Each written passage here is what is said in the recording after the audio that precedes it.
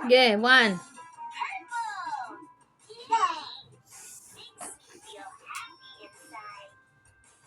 Yun. Yun, naramdaman ni Tata. Gumagalaw eh.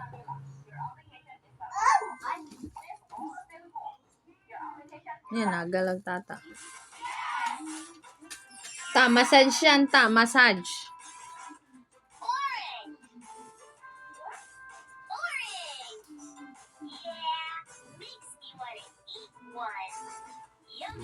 Yan, hawakan mo din. Tingnan mo. Dalawa.